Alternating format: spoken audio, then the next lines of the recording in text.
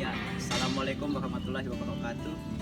Kami dari kelompok 2 akan menyampaikan sebuah materi dari salah satu hukum pidana, yaitu konkursus atau dalam bahasa Indonesianya disebut penggabungan tindak pidana, atau dalam istilah buku terminologi hukum pidana disebut dengan gabungan delik.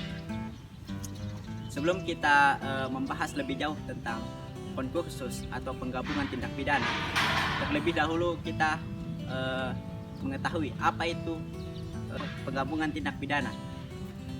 Penggabungan tindak pidana adalah sejumlah tindakan yang dilakukan oleh pelaku pidana dan masing-masing dari tindakan dari pelaku pidana tersebut belum dijatuhi putusan hakim. Adapun dasar hukumnya tercantum di pasal 63 sampai pasal 71 bab 6 tentang penggabungan tindak pidana di buku KUHP. Pertama dalam konkursus yaitu konkursus idealis atau biasa disebut dengan gabungan satu perbuatan, yaitu suatu perbuatan yang masuk ke dalam lebih dari satu aturan pidana.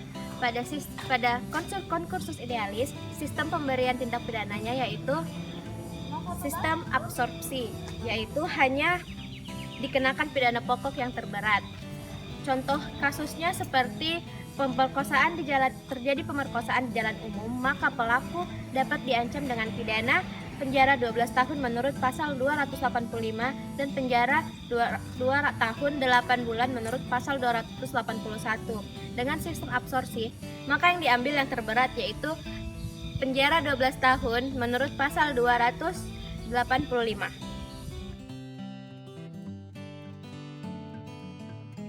Baik, mengenai perbuatan berlanjut.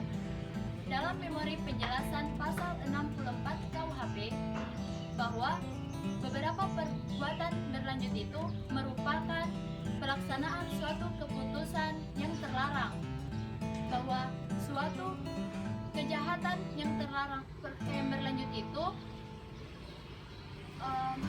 hanya terjadi dari tindak pidana yang sejenis.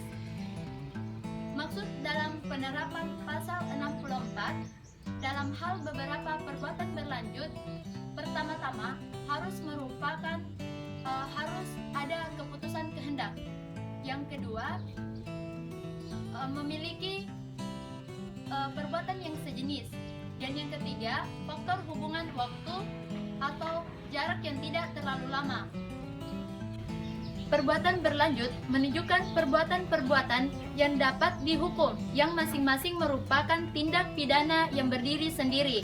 Maksudnya, contohnya itu terdakwa terbukti melakukan tindak pidana korupsi, tetapi perbuatan kejahatan tidak terbukti, maka terdakwa tetap harus dinyatakan terbukti melakukan tindak pidana korupsi.